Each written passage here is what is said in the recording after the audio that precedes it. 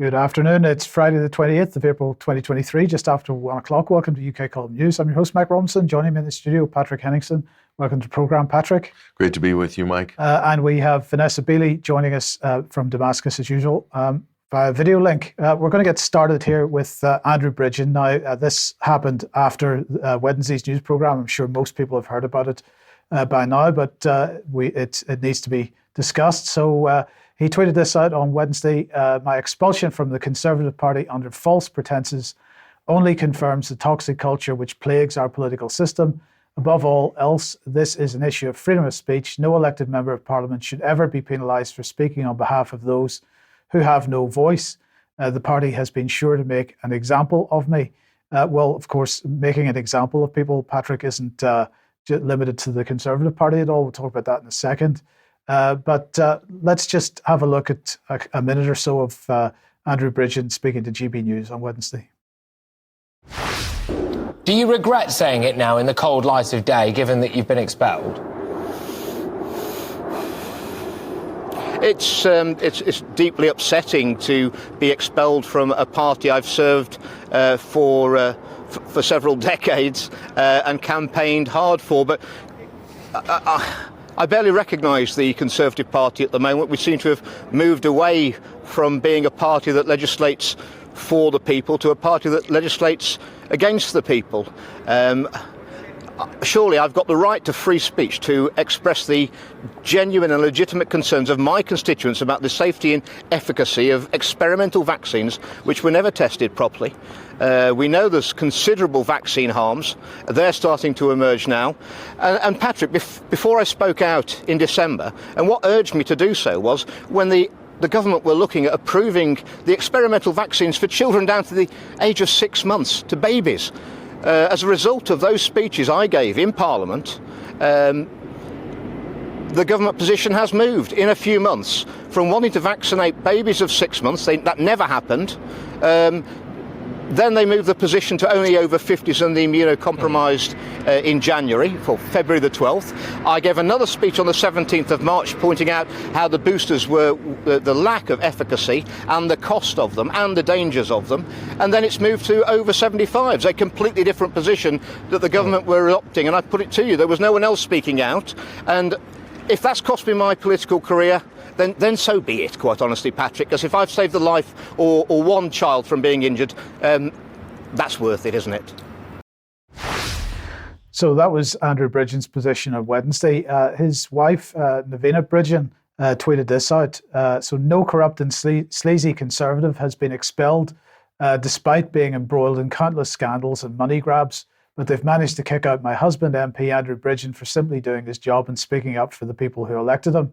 The date of 12th of April may be the official date they removed him from the Conservative Party, but in reality, the moment he began speaking up about the current issues, our whole family has been targeted and persecuted. Finally, I can talk about the censorship, abuse and racism I've experienced firsthand as political wife in the past 6 years in Westminster. The truth will finally come to light. So Andrew Bridgen kicked out of the Tory party. I absolutely accept the points that he's making here, Patrick. The Tory party and the Labour Party in their own ways have decided to censor on certain issues. And I mean, that was absolutely expressly demonstrated by the fact that Andrew Mitchell got rid of any Labour Party MPs that were still in the House of Commons when Andrew Bridgen was making his last major speech on this issue. But we've seen, for example, with Corbyn and others, the anti-Semitism trope being used to silence them on Palestinian issues, for example. Well, yeah, that's an understatement, Mike. I mean, we don't have the tweet that Andrew Bridgen tweeted, but basically, as far as I understand, he was quoting a cardiologist that he was speaking to that called the tremendous vaccine harms something like the medical equivalent of this generation's Holocaust globally. So he didn't mention Jews or Jewish or anything, and he was quoting somebody else. So it was a pretty innocuous tweet, but because he used the term Holocaust, he was brigaded. And so, look, this is an arbitrary, vague term that's clearly being used not to, counter hate or anything like that. It's being used to take out political opposition or dissenting figures within the political establishment that are going against the establishment, that are exposing corrupt policies. And there's a cheap card to pull. And the same thing they did with Jeremy Corbyn, kicked him out of the Labour Party, and Chris Williamson, and to make it an anti-Semitic issue just because they showed support for the Palestinian cause, for instance. But what was it really about? And we knew from the Times full-page spread, it was because Jeremy Corbyn posed such a threat to the national security state industry and the Five Eyes complex. And they went after him and didn't hold back. And the BBC piled in as well. They made it about anti-Semitism, but had nothing to do with anti-Semitism. This term is being weaponized and used for all sorts of purposes, Mike, that have nothing to do with the actual supposed intent that the groups that are so-called countering hate, when they latch on to this term and they levy it against people, it really has nothing to do with that. It has to do with using it as a tool to knock out, a Machiavellian tool to knock out dissent and political opposition. Yeah. Vanessa, have you got any thoughts briefly? No, I mean, it's not surprising, is it? As you've just mentioned, Chris Williamson, Jeremy Corbyn, anybody that goes against establishment these days, doesn't matter which party. Yes. Okay. Thank you. Let's move on to Sudan then. And the UK government has been tweeting this out yesterday. 897 people have now been evacuated on 8 UK flights. So that only leaves about 1,100 people, assuming that you accept the 2,000 UK nationals still in Sudan, or the 4,000 number. Well, it could be somewhere in between that. But anyway, 897 have now been evacuated to much fanfare over the last 24 hours or so. This is what James Cleverly was tweeting out this morning. The ceasefire in Sudan has just been extended. The UK calls for its full implementation by the generals. British evacuation flights are ongoing. I urge all British nationals wishing to leave to proceed to the airport as quickly as possible to ensure their safety. British nationals? Yes. Why not British citizens? Because it's British nationals. But aren't they British citizens? Quite possibly. Yeah. But anyway, the point here is they're not getting any support to get to the airport. They've got to do that by themselves. So that's a situation that's ongoing. But you'll notice this term, full implementation by the generals, because of course the generals is a bit of a mainstream media trope at the moment. It's these two generals fighting each other. So let's just have a look at who we've got here. We've got Abdel Fattah al-Burhan on the Syrian government side, or at least the interim military regime. Yes, sorry, Sudanese. I do apologize. Yes, on the military government side, and Mohammed Hamdad Dagalo, also known as Hemeti, who is on the Rapid Support Forces side, and formerly known as the Janjaweed. Yes, indeed. So we've got lots of video coming out of Sudan at the moment showing the warfare continuing, lots of people being killed, and so on. But those are the two main players. We want to look at Hemeti here with Mohammed Hamdan Dagalo a little bit. First of all, let's just talk about the situation, because we have a military regime in place in Sudan at the moment, which took power after the coup in 2020. No, there were two coups. So there's one in 2019, yes, and that de-seated the old president, who's the arrest warrant in the ICC. So yes, he's under house arrest, and so that de-seated him. Then a power sharing civilian and military government came in. Then there was a second coup that was so you have a full military government that promised to relinquish the reins of power in 2 years, and that 2-year period is up. They haven't formed the civilian government, right? And they promised to take the RSF, which is formerly the Janjaweed militia, yes, accused of war crimes in Darfur, etc., to amalgamate them into the proper military structure of Sudan. And they said that they would like to do that in 2 years, but the RSF don't want it. They want to do it in 10 years. Why is that? It's because they don't want to be held accountable. Both parties are accused of war crimes. Okay, so the RSF, the former Janjaweed, they don't want to come officially. They're afraid, or they're able to sort of wield power or influence outside of the official defense military structure. So that kind of, they want to have their cake and eat it too, some people will say. Right. Okay. But the point is that Burhan has been saying that they're going to hold elections regularly. The most recent, as we can see here from Reuters, the military are going to exit politics after 2023 elections. And of course, these elections have never happened. And the question is, why have they never happened? Well, there's lots of external interference here, lots of NGOs absolutely making sure that everybody knows that although Sudan's military are calling for elections in 2023, it's a pretty bad idea. We don't want that. The West doesn't want Sudan to hold elections because they are concerned, they say, about an incoming Islamist government. Now, the Russians have had something to say about this situation in the last couple of days. So here's the permanent mission of the Russian Federation of the United Nations, issued a statement. And I'm just going to run through a little bit of this. So there's the statement. We must state that the current Sudanese crisis is largely caused by an external interference in Sudanese sovereign affairs, attempts at forced political engineering in the country, and imposing democratic recipes on it. The political situation in Sudan was not a simple one from the start. Security sector reform in the country was among the most complicated issues that required elevated attention and a thorough negotiation process. At the same time, we saw that many external actors tried to enforce the transfer of authority to civil powers artificially and imposed a number of decisions that were not supported amongst the broader population. Reconciliation efforts in the region are underway. The mediator efforts of the African Union and the IGAD, as well as neighbouring states, the regionals should be given the space and time they need, say the Russians.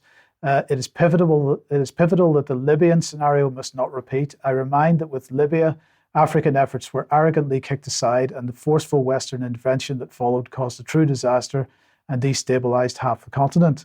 So my question then is there any evidence to support the idea of external interference? And indeed there seems to be, because here's the Wall Street Journal. Libyan militia and Egypt's military back opposite sides in the Sudan conflict. Now, which is which, Patrick? Which is which? So the Egyptians are supporting the Sudanese government, and the Libyans supporting the RSF. The RSF. Yeah. So Haftar and other factions are shipping ammunitions have been received shipments. So there's some military assistance there. Probably a lot more going on than we can glean from mainstream media reporting. Right. So, but here's the real coincidence, because Hemeti, the leader of the RSF, met with the UK, the US, and France just 2 days before the violence broke out. Mm-hmm. Just a coincidence, I'm sure, but he met with him 2 days before the violence broke out. But this relationship with Western countries has been going on for a little bit longer. So here is an article from April 2023, but it's talking about events that took place last year. So Hemeti's multi-million-dollar image makeover. So there's an effort by the West, and France in particular, to reinvent this man. To legitimize him and turn him into a political figure. Yes, so last November 2022, a small team of French lobbyists met in Dubai with a simple objective to present a vast Hemeti-oriented communication strategy for 2 days at the Grand Millennium Hotel. One presentation after another was seen, slides scrolling by, one detailing the progress of the Hope for Sudan operation, along with a variety of media campaigns, political lobbying, and online influence. Enter a new public relations strategy for the Rapid Support Forces, the RSF. So clearly the Russians are absolutely correct to suggest there is quite a bit of external interference going on here. Well, the question is why. We'll come on to that in a second. In the meantime, Hemeti tweeted this out on the 17th of April. The international community must take action now and intervene. So he's asking his friends in the UK, the United States, and France to get involved directly in this. What are we talking about here? A no-fly zone? Yeah, well, he says it right there. He says he's accusing the General Burhan, a radical Islamist. It says this is the radical Islamist accusing the general being a radical Islamist. It's the Spider-Man pointing at Spider-Man mem. And he's saying, who is bombing civilians from the air? His army is waging a brutal campaign against innocent people, bombing them with MiGs. Okay, that is the Libya no-fly zone script, chapter and verse right there. That Gaddafi was using the Air Force against its own people. That was the trigger for a no-fly zone, a UN resolution. Yes.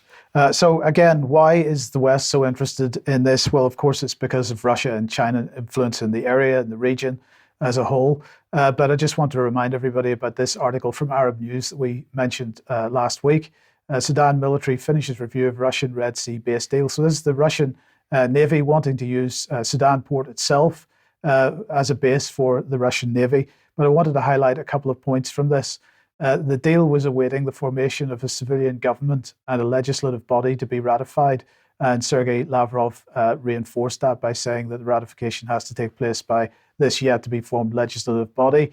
So the point here is that this is another reason why the West is reluctant to move towards a transition to a civilian military, because this would give the go-ahead for this deal, which has already effectively been done. The clues are lining up, aren't they, Mike? Yes.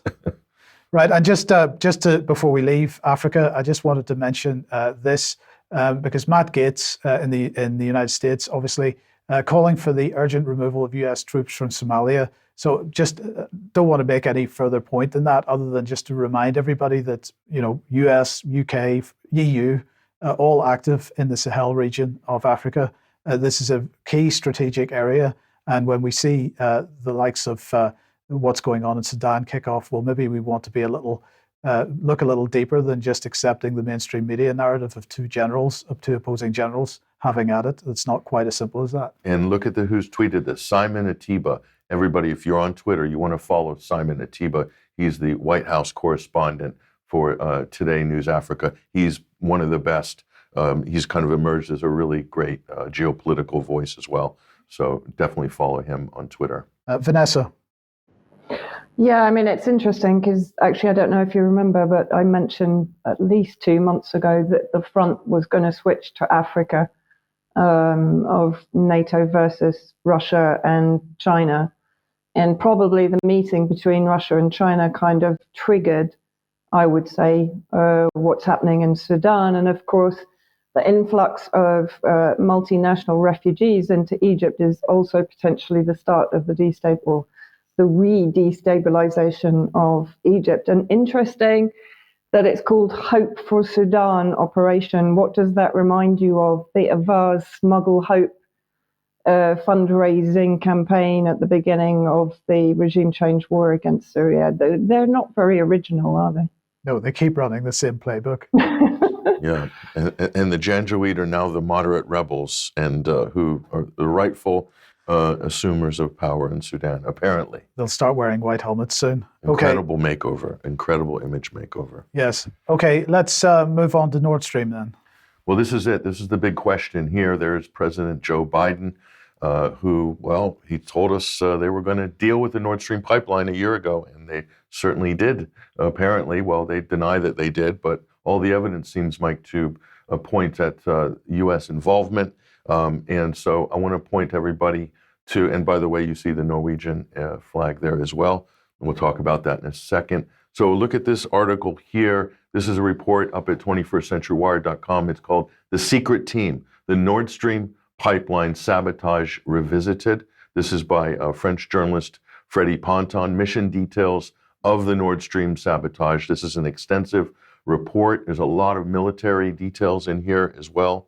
And it's looking at Hirsch's report. And I believe if we have him on the line, we have the author of this report, Freddie Ponton, on the live link from France. Hello, Freddie. Hello, Patrick. Good to be here. Hello, great to have you with us. So, Freddie, this is a very extensive report. There's a lot of detail in here. Just walk us through, what was your intention for writing this and presenting this? Well, the idea of our report, Patrick, was to add some meat to the bones of Seymour Hersh's report that came out in February. It was a very interesting report outlining some critical fact with regards to this Nord Stream sabotage. So we wanted to not just take everything on its face value, but really do the homework and trying to put a name and some kind of a timeline with regards to how this operation would have been conducted. So that is the key part of this report for us, is to stay in the real world of deep sea diving and obviously military covert operations or CIA-backed covert operations. And I think that this report is very technical, but it also helps people to narrow it down and put a face on these deep sea divers, Patrick. Yeah, and also, so Freddie, what you're doing effectively here is you're basically validating the story that Seymour Hersh published. He's come under a lot of attack and criticism from a lot of different people, certainly from the U.S. side, mainstream media. They're saying, ignore the Hersh report, that no, there's another plot. It's a rogue Ukrainian cell. The Germans are doing an investigation now. What's going on with that? Well, obviously, I see that as a good news.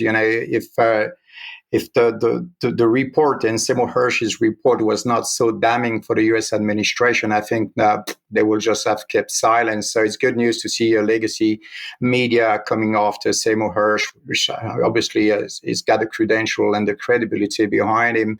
But I think also it's important to look at his report as a kind of invitation for the investigative journalist communities around the world to pick up from there and trying to make sense and stay within the common sense area as far as to how this was delivered. This is a CIA-backed covert operation that is basically planned and operating under the cover of a major naval exercise in the Baltic Sea, an exercise known as the Baltop 22. So many people are familiar with that name, of course. But I think what's really important, Patrick, here is to be able to identify the CIA partners, if you will. CIA is known to be working very closely to certain teams of divers for special operations. So we obviously were very interested in looking at these kind of connections and identifying also various numbers of what we call EOD groups, which are mainly people responsible for bomb disposal, mine disposal. They really are the top expert in the world as far as handling dangerous explosives. So these are people that would have been brought to the table for the planning and also perhaps with a rehearsing of this operation. What I'll just like to add, Patrick, is that these kind of organizations are headquartered at the Naval Amphibious Base in Little Creek in Norfolk, Virginia. And what's interesting is really just because it is around the corner from the NATO Joint Forces Allied Command transformations. So now these are the guys that are actually basically behind the command post, if you will, of a large-scale exercise such as Baltop 2, alongside with their European counterpart known as Strike for NATO out of Portugal. So this is why this article is very important, because it really breaks down the chain of command. It's a bit technical, but it provides a lot of answer as far as the group of special deep sea divers, but also, and we'll talk about it short, about the equipment that these guys are using. And so just to run it through here, this we've got up on screen here, Freddie, Nord Stream sabotage, what Hersh got right, the evidence. So basically, you're validating the means, the motive, and the opportunity. And so first is Panama City. Hersh says it's a diving team, a Navy team out of Panama City. Would you say that from your evidence that you're presenting here, that's accurate? Yes, absolutely accurate. We tracked them down basically in Panama City. It's really under NAVSEA or NSA operations. So NAVSEA, Navy Command, is very important because it offers a one-stop shop as far as skills and expertise from various deep sea divers that will be capable of putting up a job like that. So it was very, very important to verify that, and we can concur that Panama City was at least one of the major sites where these teams were recruited from. And then another one is obviously under the cover of NATO's Baltop 22 in June of 20. So this is last summer, June of 2022. That's what Hirsch has said. Would you say that's accurate? Yes, 100%. I mean, that's the ideal backdrop, if you will, to conduct a CIA back-covered operation. I mean, this is as good as it gets. You're going to have, 17 countries, hundreds of ships, a lot of training activities that are related to EOD, mine handling, countermeasures, a lot of exercise, a lot of presence. So it's a perfect backdrop. So I'm going to have to give him a green on that.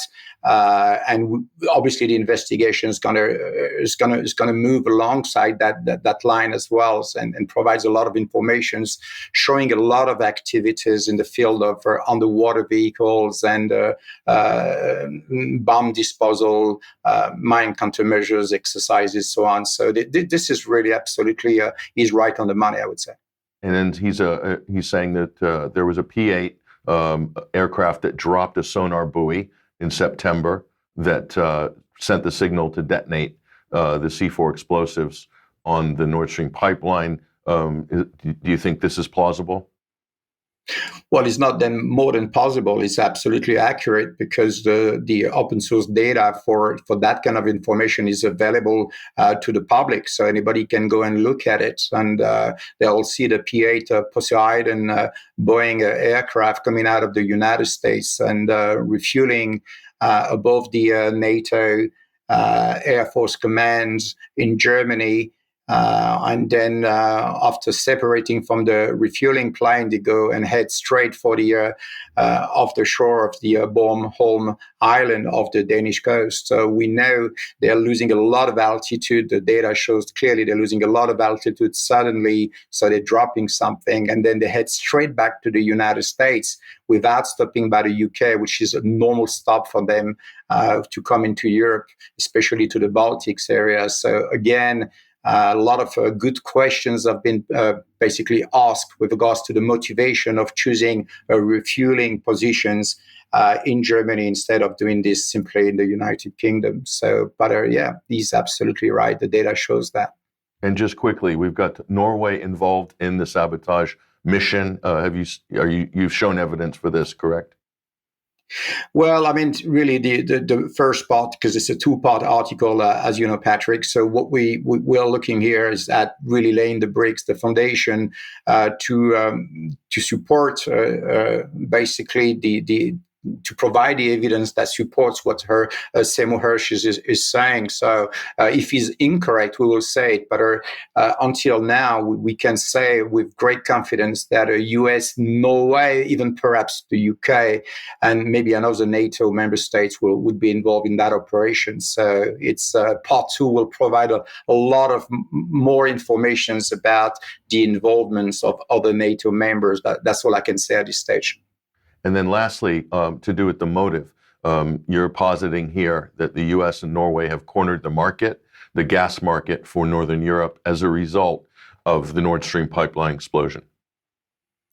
Well, that's really, of course, when you look at a crime scene and a crime investigations, you're going to want to answer the obvious question, which is the cui bono questions as far as to who's going to benefit from that. And I think it's really it's not a brainstorm exercise to look at Norway's interest and the German also interest, as well as the USA interest in this gas market and what I call the hydrogen market that has been shaping up over the past 2 years to place Norway and Germany as the major players in the hydrogen market as well. And all that will be discussed in part two of our articles. But clearly Norway and Germany are the forefront of those that benefit the most. Of course, Poland with this gas project with Norway. So a lot of interest coming out of Poland, Norway, and Germany, and the United States, of course. Okay, and then what about the UK? You brought up something that no one likes to talk about here in the UK, and that's this woman here doing her best impression of Hillary Clinton on the cell phone, Liz Truss, who was Prime Minister for a very brief time in England or in the UK, and the phone hacking claims that somehow her SMS messages showed a text message to Tony Blinken right after the Nord Stream detonation. And here you've got the quote, or this in here in the article. So you're saying perfidious Albion. Are they perfidious? And former UK Prime Minister Truss says it's done to Blinken right after the blasts. So that sort of puts the UK in the frame, doesn't it? Yeah, it does. I mean, it's really obviously very damning for the Prime. I mean, she was very for a very short time in office. So, but for her to be involved in that kind of act, and the message is so damning. I mean, really bad for a Prime Minister to get involved in this kind of thing. But clearly, it points the finger at the UK. But this is really the least of evidence that can be brought forward to explain how the UK has something to do. We don't know how deep this goes, but clearly there is a very, very strong link that which evidence can be backed. That's linked basically this US operation and the UK. And that is going to be mostly the article, part one, talks about a company called M-Subs operating in your backyard, guys, in Plymouth, manufacturing basically the latest, what they call DCS, which are dry combat submersible. And this company operates with also US SOCOM, the Special Operation Command of the Navy. And these guys are the ones that provide all the equipment for the Navy SEALs, especially for the special teams. And the DCS is manufactured in the UK, and this is really the best at the moment on the market. We saw the United States government investing a lot of money into this technology, trying up, did a lot of testing, and eventually certifying this dry combat submersible coming out of the UK. So very interesting there, because of course it was important in this investigation to be realistic about how such operation at deep sea level, we're talking about 60, 70 meters off the shore of Bornholm Island. But if you look at Nord Stream 1, we're talking about 80, 90, up to 100 meters depth. Now, when you operate in these kind of conditions, everything changing, the rules are changing. And it means that you need to have a well-crafted plan as far as taking the time, having your divers at the bottom of the sea, placing some charges, and more importantly, you need to have a serious exit strategy as well, because you don't bring back these people. It's not just a kind of a free dive exercise. You're going to have to face the reality of compression and recompression, and obviously perhaps the utilizations of hyperbaric chambers as well. So there's a lot of only few organizations and partners that can provide that technology. We've identified them already, and again, it brings into the equations 3 countries, including UK, Norway, and France. So we'll reveal that in part 2. But clearly, as I said, if you spend more than 10 hours or even 9-10 hours at 100 meters, you're going to be subjected to these kind of requirements, and challenges of recompression and compressions. Some divers are known to stay a month, in the recompression chambers after these kind of dives. And, so you're saying that the New York Times' latest cover story of the rogue Ukrainian cell rented a pleasure craft, couple of scuba divers leapt off, did the job, came back and had cocktails by dinner time. You don't think this is plausible? Yeah, they were probably entertaining a party at 100 meters, in deep sea. I mean, let's be honest here. It's ridiculous. And any things that I've seen so far that comes as a claim are some kind of a potential scenario that could explain what happened is been ludicrous, whether it comes from Denmark, Sweden, or Germany, with their leisure boats, and the trace of TNT. I mean, we into Wonderland. This is for Hollywood, but the reality is different. People need to start listening to the oil and gas professional, those that actually have experience diving on pipelines. We have to face the reality that these explosions were massive. We're talking about several hundreds of TNT C4 used, long dive, probably also looking at understanding that today the pipeline as we know it certainly has kind of moved from its original positions, so the Swedish. So Freddie, just to wrap this up real quick, and just to note the range on the mini sub that you mentioned, it matches the depth, 260 feet of the pipeline, so it's operational, absolutely matches up. And the other thing you brought up, which is key that you'll be expanding on, is they would have had to work with the experts of the oil and gas services industry, because they're the ones that install pipelines. They also blow up pipelines as well, and they remove pipelines. So they would also have the tech and the expertise as well. I just wanted to point that out. And also, we're going to wrap this segment up. But Freddie, again, thank you very much. And just a final thought, Freddie, on this? Yeah, I think it's important. I mean, especially for us, member of the European Union, to really investigate this sabotage. It is really an act of terrorism. Clearly, it is no other way to call it. And as far as I'm concerned, as a European citizen, I want to know if someone, it's a foreign power, is able to come onto the European shores and basically blast anything that's bothered them, whatever it is for market exposures or financial interests. But this is really, really a big problem as far as our critical infrastructures, and we need to address it. Thank you, and thank you very much. Freddie Ponton, the article's up at 21stcenturywire.com. The Secret Team, Nord Stream Sabotage Revisited. And if you want a more in-depth conversation, you just go here. We've got a long-form interview that I did with Freddie a couple of days ago. The Nord Stream bombing, Hirsch was right. Here's the proof. That's about 45 minutes long. And I might add, just to back up what Freddie said, Mike, in the UN Security Council, both the US and the UK vetoed calls by the Russian Federation for an investigation. Why would they do that, Mike? I can't imagine. Only if they're involved, it seems to me. I mean, that's just my opinion, but it seems that can be the only explanation. Okay, look, thank you very much, Patrick. Thank you, Freddie. Let's move on to Vanessa now. And Vanessa, 75 years since Israel's independence. Yeah, I mean, this is an extraordinary speech that was published or was basically disseminated pretty much all over Twitter this morning. EU and Israel, von der Leyen, our Ursula, looking very Thatcher-esque, actually, in this video.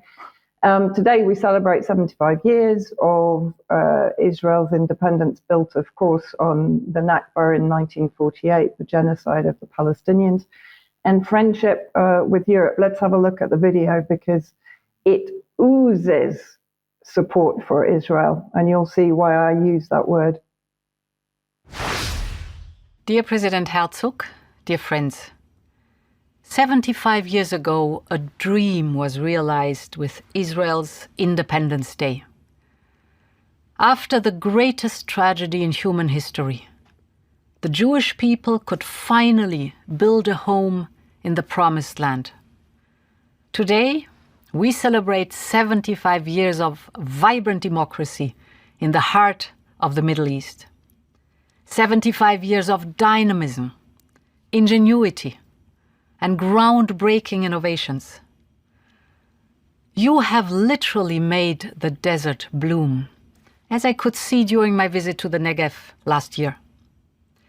Today, we also celebrate 75 years of friendship between Israel and Europe. We have more in common than geography would suggest. our shared culture, our values, and hundreds of thousands of dual European Israeli citizens have created a deep connection between us. Europe and Israel are bound to be friends and allies. Your freedom is our freedom. Happy birthday to all the people of Israel. Yom Huledet Sameach.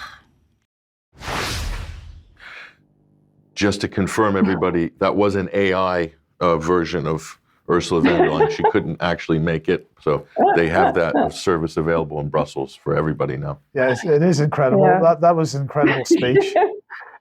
I mean, it just sort of, I mean, even the phrase "made the desert bloom," I mean, this is a complete racist phraseology that eradicates Palestinian history. And actually, there's been a huge backlash, not only from Palestine movements from within Palestine itself, but even from academics in Europe and the UK. This article by Press TV, catering to the cult of Zionism, EU chief's desert bloom remarks stirs storm. It's worth reading simply because it contains all of the comments that have been made so far, as I said, by academics, West and East. But if we look at some of the comments on Twitter, for example, this is Chris Doyle from the Council for Arab-British Understanding. Disgraceful colonial mindset parroting Zionist propaganda about making the desert bloom, as I mentioned. Palestinians were making it bloom well before Israel existed, and the Nabateans were doing it thousands of years ago. To call Israel a vibrant democracy as it maintains a system of apartheid, and then moving on just to see a few others. So this is prominent Palestinian politician, legislator, and activist Hanan Ashwari, also took to Twitter to hit out at von der Leyen, calling her statements absolutely disgraceful. The president of the European Commission is expected to have more knowledge, integrity, and responsibility than spouting this vacuous regurgitation of tired old Zionist cliches and anti-Palestinian racist tropes that erase our very existence. Demeaning love fest. I think that's actually probably the best description of the speech. Palestine hits back. This is an article from The Cradle. Hits back at EU official for racist remarks. The PA, the Palestinian Authority, has called on European Commission President Ursula von der Leyen to apologize for remarks made during a speech commemorating Israel's 75th anniversary. And then let's look at what they said in their statement. The state of Palestine affirms that such propagandist discourse dehumanizes and erases the Palestinian people and falsifies their rich history and civilization. Likewise, such a narrative perpetuates the continued and racist denial of the Nakba and whitewashes Israel's illegal occupation and apartheid regime. It is also a betrayal to European citizens who do not endorse such racist erasure of the Palestinian people. President Ursula von der Leyen owes them and the Palestinian people an apology. Now, where can you make the bridge between von der Leyen in Ukraine and von der Leyen in Israel? Of course, through Netanyahu. We've mentioned before, Netanyahu, re-elected, is a revisionist Zionist that follows the Jabotinsky ideology. Jabotinsky actually collaborated with Simon Petlura, one of the first, or the first president of the Republic of Ukraine. And so this expansionist kind of secular elitism, which does collaborate and cooperate with Nazism, is demonstrated, let's say, by the language that von der Leyen is using in Israel. Yes, okay. Definitely elitist, Ursula von der Leyen. Yes. She's the epitome of elitist technocrat. Absolutely. Okay, let's move on then. If you like what the UK Column does, you'd like to support us, please head over to community.ukcolumn.org. Options to help us out there. Your membership very much welcome and appreciated. You could pick something up at the UK Column shop, but please do share anything you find on the various platforms, especially from ukcolumn.org or from ukcolumnextracts.co.uk. Quick reminder that tomorrow, Louise Collins and Liberty Tactics will be hosting a podcastathon in support of the Public Child Protection Wales group, and Matt Letizier taking part in that, a whole host of other people. Begins 12 p.m. Saturday, 29th of April, until 6 p.m. Sunday, the 30th of April. So this is to raise money for the Public Child Protection Wales, and so they have a fundraiser campaign going on at the fundraiser.com website. They've raised £7,774 so far, which is fantastic. That's 31% of their goal. Of course, they're aiming to raise money to continue their legal challenges and so on. So that is well worth the effort. I like that logo of Liberty Tactics, smashing the all-seeing eye. Yes. Pyramid, very cool. Yes. Okay, let's come on to Ukraine then. And well, Zelensky and President Xi decided to have a telephone call on Wednesday. I believe that it was Zelensky that asked for this call. I was waiting for a month, waiting by the phone. Yes. Like pining for a Tinder date. He was waiting for Xi to call. Well, Xi didn't call. He had to call Xi in the end. But anyway, the Chinese did push out this statement. The two sides exchanged views on China-Ukraine relations and on the Ukraine crisis. China will send a special representative of the Chinese government on Eurasian affairs to Ukraine and other countries to have in-depth communication with all parties on the political settlement of the Ukraine crisis. You'll note that they're saying on the political settlement of the Ukraine crisis. China has sent multiple batches of humanitarian assistance to Ukraine and will keep providing help to the best of its ability. Dialogue and negotiation are the only viable ways forward. There is no winner in nuclear wars. On the nuclear issue, all relevant parties must stay calm and exercise restraint. And the reason that they mentioned this in their statement was because Zelensky had raised the issue of the Zaporozhye nuclear power plant. And so anyway, the statement goes on to say, all relevant parties must stay calm and exercise restraint, truly act in the interests of their own future and that of humanity, and jointly manage the crisis.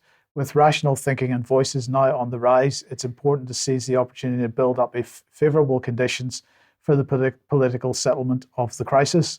So that's the Chinese position. That statement in the middle, with rational thinking and voices now on the rise. Yes. I've not heard anybody else besides us trying to say such a thing. But indeed. Interesting, the Chinese choice of words. And in the meantime, if we come back to the United States then, well, Matt Gaetz has been busy. So he has put a resolution in, House Resolution 300.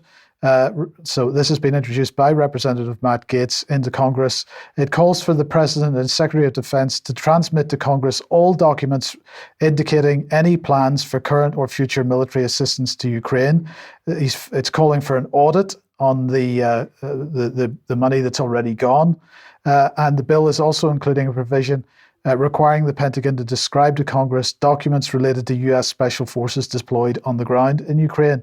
But it was the audit, Vanessa, that I was particularly interested in here because, of course, it's very common that money is being pumped into war zones around the world, and that money goes with no audit trail whatsoever. And Syria is a perfect example of this. So just wanted to get your thoughts. This is a really important point that Matt Gaetz has raised as part of this resolution, and it's something that should be encouraged. Absolutely. I mean, with all of these sponsorship of wars and regime changes and so on destabilization projects, there's absolutely no transparency on where the funding goes. You'll get these kind of anodyne statements from the UN or UN agencies, but they do not show you exactly to whom these funds are given and by whom are they handled. There is no transparency.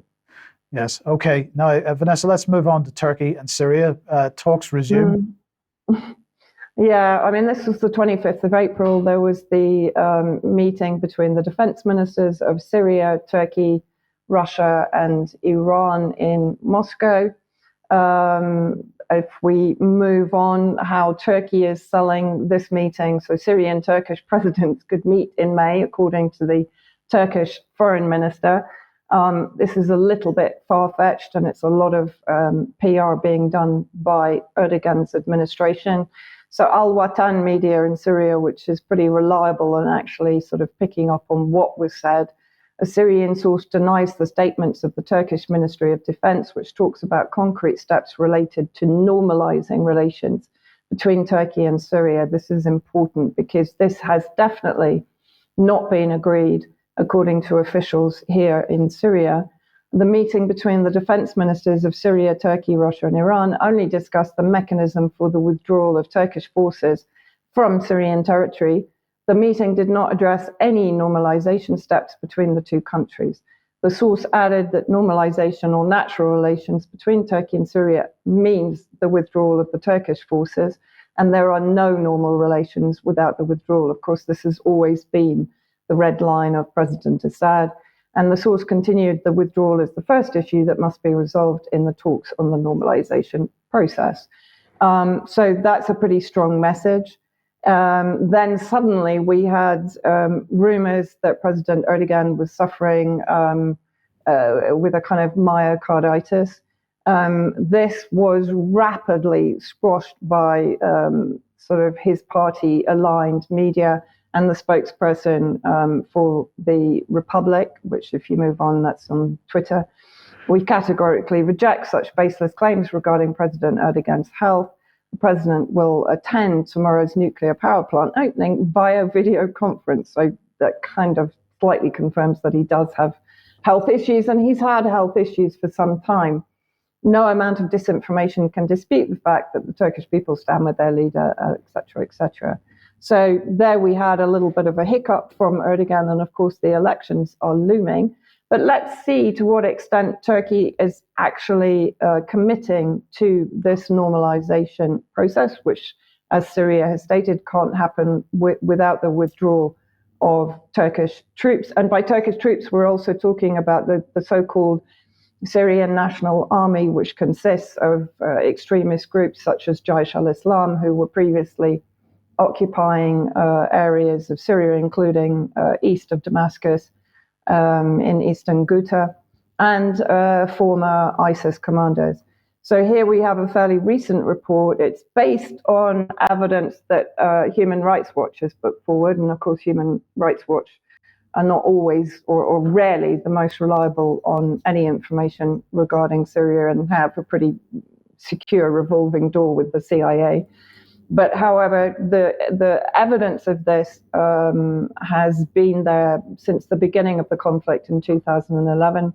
And there is now a monitoring organization keeping track of the hostilities in Syria, which listed 277 distinct occurrences between October 2015 and April 2023. At least 234 fatalities and 231 injuries were noted by the monitors, most of which happened while victims, which are Syrian refugees, tried to cross the border back into Syria. At least 26 incidents involved children, with at least 20 killed and 15 injured, according to the report. So this is basically Turkish soldiers firing on, abusing and torturing, detaining, arbitrary violence against Syrians trying to cross back into Syria. And as I said, this has been going on for the last 12 years. And then let's have a look. So on the day of the meeting, the Turkish army begins plans for a 30-kilometer security belt in Syria's north, and they have been digging the trench for building the separation wall, which, if you want to imagine it, I have seen it in the areas that they've built it already on Syrian territory. It's very like the apartheid wall in Israel.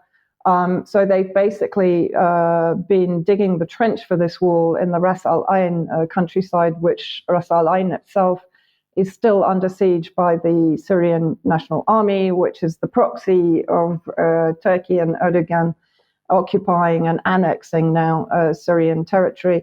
And although citizens in Ras Al Ain have been protesting the trenches and have stood in the way of the bulldozers, etc., again, very reminiscent of the Israel-Palestine situation. So for temporarily, the digging has been halted. But the language from Erdogan's administration is that they're not going to withdraw militarily. They will maintain a military presence. And here it's quite clear that they still have ambitions to annex Syrian territory. Yes, sorry, Vanessa, we just should say that last couple of articles came from The Cradle, is that correct? Yes, sorry. Yes, sorry. Yeah, okay. Look, I just wanted to get your thoughts on this because this was the Financial Times from Wednesday. How far should the Arab world go in normalizing Assad? And if we just zoom in the subhead there, Sudan holds a lesson for those heads of state now beating a path to Damascus. And they're saying, so far, Assad has not been invited to the Arab League summit in Riyadh next month. But even if he is welcomed back into the fold, it's well worth remembering that such visits did not save Sudan's Omar Bashir, nor did it help his country. And they're almost suggesting that Sudan only started to make progress. That progress seems to be going to hell at the moment in the handcart. But in the meantime, Sudan only began to make progress. They said once Bashir was out of the way and was effectively indicted by the ICC, and that's really what needs to be happening with Bashar al-Assad in order for Syria to move forward as well. It seems to be the position of the FT here. I just wanted to get your comments on that. Well, it reads to me as a veiled warning to those Arab states that are normalizing relations with Syria, doesn't it? Yes. Yeah. Well, that's exactly how it came across to me, as a bit of a threat. Yes. Okay. Yeah. Okay. Thank you, Vanessa. Let's move on to this then. I just wanted to mention in passing the amount of money being spent on arms and armaments at the moment. So this is the Stockholm International Peace Research Institute. Their headline is here: World military expenditure reaches new record high as European spending surges.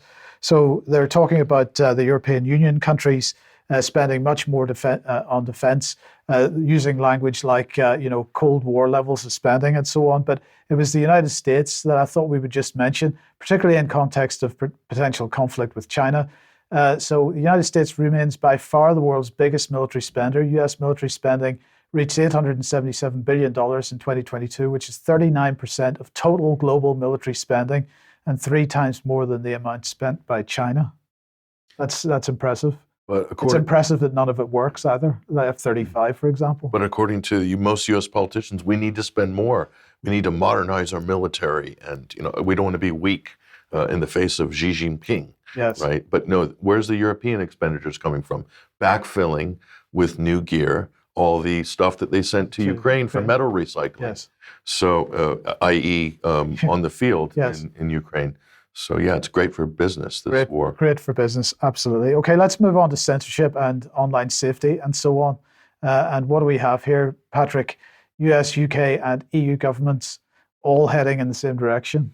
Yeah, so let's just do a review here. There's things going on in the UK, in the EU, and in the US on this issue. Yeah, so of course the online safety bill is in the House of Lords at the minute. So this was published yesterday. Lords continues line-by-line scrutiny of online safety bill. And I just wanted, aside from that, just to remind everybody what the implications of this bill are if it becomes an act. So first of all, censorship, absolutely a key part of this bill.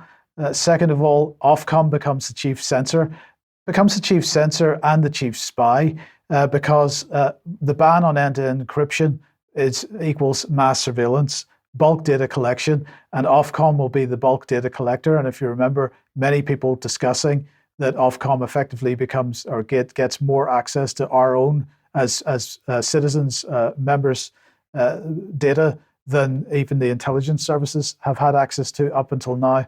And of course, the other major aspect of this is age verification. And of course, this is supposedly to prevent children from accessing inappropriate websites like porn websites and so on. But this is ushering in digital ID. That is the ultimate destination of this. But just before you say, I just want to put this on because I think it's really important. Forget about the Matt Hancock bit. Anti-vax misinformation is deeply harmful to public health. Matt Hancock says, I'm backing Jim Bethel's amendment, which continued the work we began when we added anti-vax to the online harms bill. No longer can we simply allow this dangerous rubbish to be spouted online. Who qualifies or what qualifies him to decide what is dangerous rubbish and what isn't? But the point here is we need to keep, I'm just going to suggest people keep an eye on Lord Bethel because he is pushing very hard many of the amendments that are going into the online safety bill at the moment. Anyway, Patrick. No, I could say a lot about Matt Hancock's rich comment there, yes. The thing in the UK, Mike, with Ofcom, it's also going to give them purview over search engines, major search engines. So how far will this go? Are they going to be involved in how subjects and keywords get ranked or visibility on search engines? Absolutely, visibility, yes. Once you allow a censor that deeply into the workings of the internet, the main tools of the internet, like search engines, where does it end? Where's the restraint limit for government? So you can't, in my opinion, you can't even let them into this area, because once you do, then it's going to be very hard to constrain government, Mike. Well, that's why, Patrick, for the last 3 years, we've been encouraging our viewers and listeners to get involved in campaigning against this piece of legislation, because once it becomes law, we are in a very difficult position, not just UK Column and other alternative media, but everybody that uses social media or uses online search, whatever the search engine of choice that you have, and so on. So it's vital that this is stopped. Is there anything our viewers can do in the UK in this process as it stands now to get involved or to make their voice known? Well, there are lots of people campaigning against this, and so it's not it's not too hard to find the campaign groups and help them, join them. And it's an issue you might want to raise with your member of parliament, right? 100%. Okay. Yes. Well, so where does that take us? All hands on deck. That's where it takes us. Yeah. So here's Michael Schellenberger. He's risen to prominence in the U.S. Doing the Twitter Files journalism alongside of Matt Taibbi and others. He's also a great filmmaker and a great author and a campaigner. But here's what he's revealed here, Mike, on the European front. He's speaking to an anonymous source, trust and safety professional, this person is, from within the social media industry, has come forward to warn of European Union censorship, which is coming to America. So he's explaining both the EU and the US threats here to free speech. So this anonymous professional says it's even worse than you think. Prior to Elon Musk taking over the company, Twitter was part of the apparatus. And in any case, even now, it is too big to kill. Smaller dissidents are liable to get squished before they become they seriously threaten the established order before anyone even knows they exist. That's a bit frightening there. And he goes on, Michael Schellenberger says, incredible. Basically, the censors had control over all major platforms then. And just to explain here, this is on his Twitter feed, which he has a subscription. I couldn't read the whole thing, but I'm just giving you the preamble. The European Union is now officially requiring expanded censorship of social media platforms, including Twitter, Google, and Facebook. On Tuesday, Europe's top internet regulator, Thierry Breton, said that 19 online platforms and search engines have become systematically relevant and have special responsibilities to make the internet safer. So they've earmarked those organizations. So the EU uses the same censorship pretext as the US censorship industrial complex outlined in the Twitter Files investigations to, quote, prevent harm. And this, of course, originated in the UK in 2017. This is where this idea of online harms came from Number 10, when they invited the big tech companies in for a discussion with Amber Rudd and Theresa May. What's the term they use to differentiate legal speech? They say legal, but... Well, the legal but harmful thing has been walked back from. But they tried it. Yes, and you introduced a really key point here, Patrick, because although the legal but harmful thing has been walked back with respect to the legislation, what the legislation in the UK does, and the same in the EU, and undoubtedly will be in the United States as well, is that they are going to require, on pain of jail time and massive fines, that if a social media company has a particular set of terms and conditions, that those are absolutely followed to the letter. And if you're not following your terms and conditions, if you're allowing posts to stay up that it says in your terms and conditions would be in breach of so-called community guidelines, and if you allow that to stay up, then you would be subject to fines and potentially prison time as well.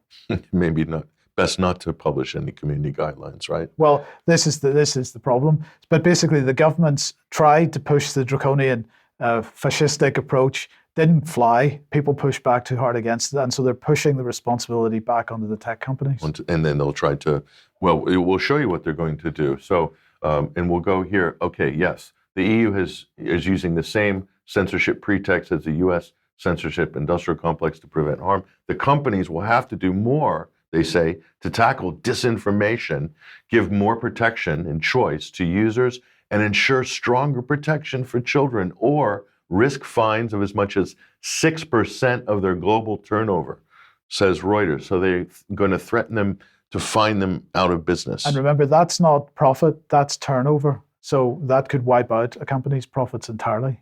So that's pretty scary. Think about it for a minute. So here, the latest drop of the Twitter files by journalist Paul Thacker. Now, so just to tell you, this is the games that are going on behind the curtain, that if you allow this to move forward, this is what the establishment will do when they're colluding behind the scenes against journalists and users. Look at this. So why did Twitter censor Tucker Carlson? Better yet, who helped Twitter do that? This is an unbelievably revealing thread here by Paul Thacker. Let me just give you the basics of it here. So Twitter then punished Tucker Carlson Tucker Carlson for this op-ed that he published. I guess this is on Fox News website.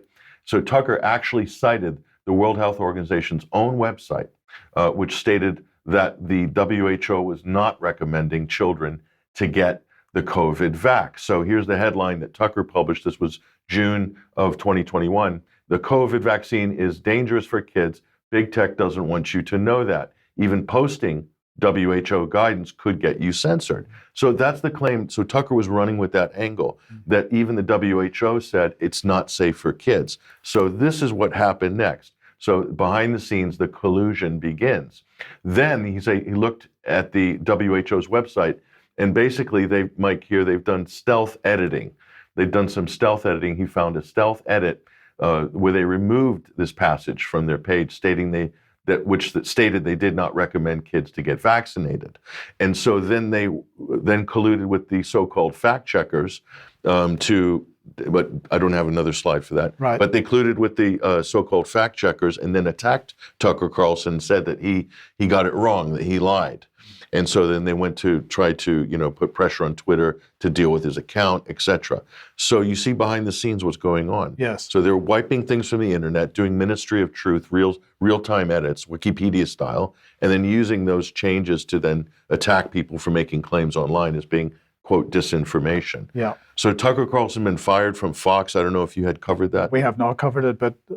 Okay, so the number one rated cable news program in America by a long shot, Fox fired Tucker on Monday. This is the biggest story in the United States, definitely on the media front. So he's on $10 million a year, something like that. Their number one flagship program, but they couldn't stand him at Fox because he was breaking all the rules.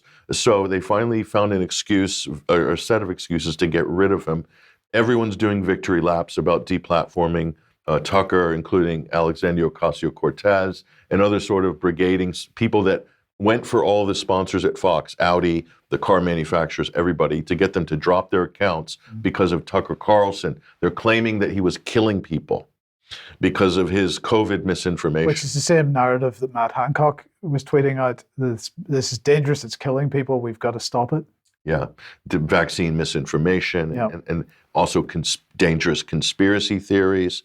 Okay, so who knows what's going to happen, but something like a few $1 billion dropped off the value of News Corporation with the announcement of firing Tucker. I don't know, I haven't looked at the share prices yet, but did it rebound? So Tucker's gone straight. We don't know where he's going to go after this. He's been courted with a lot of opportunities, but he's gone straight to Twitter yesterday here, and look at this.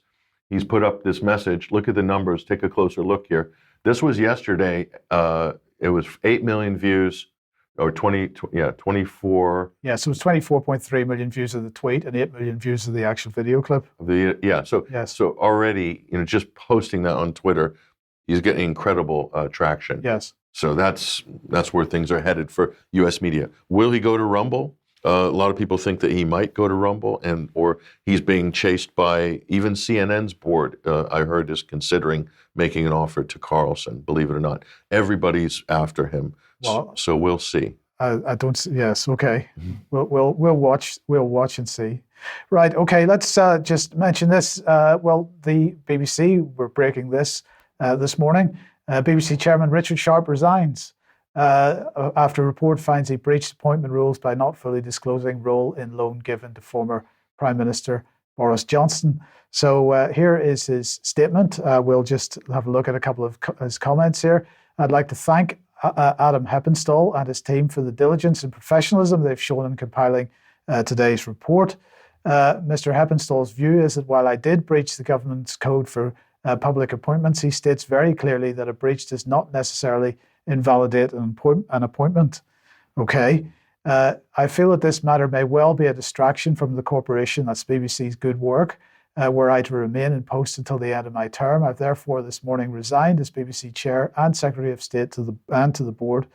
And after extensive work, Heppenstall states his words that he is happy to record that he has seen no evidence to say I played a part whatsoever in the facilitation, arrangement or financing of a loan for the former Prime Minister.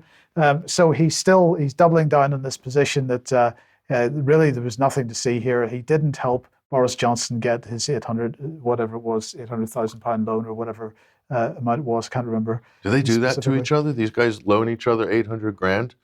Well, you see, he's supposed to have put somebody in touch with Simon Case at the Cabinet Office, and that eventually ended up with Boris getting a bung of some kind. But at the same time, the other thing about this was that he had asked Boris before the recruitment process began for the new chairman for the BBC chairmanship for the BBC. Before that recruitment process began, Richard Sharp said to Boris, "I want the job," and then this loan was somehow facilitated, and then he got the job, and that's what this is all about. So he's denying that he actually played any direct role in the loan, other than putting Simon Case together with the person who loaned the money in the first place. Oh, BBC is not state-run media, is it, Mike? No, it's not. It's not. Who dare even say that? Okay, Vanessa, let's move on to 15-minute cities. And, a German member of the European Parliament has been commenting on this. Yes.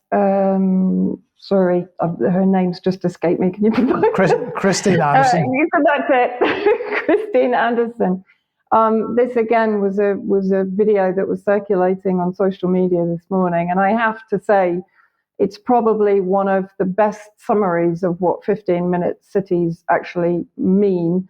Now, of course, the caveat is if you look up Christine Anderson, you will find out that she's right-wing, that she's linked to Pegida in Germany, et cetera, et cetera, et cetera. But I think, you have to take all of these accusations with a pinch of salt, as we're all pretty much getting painted into the same corners.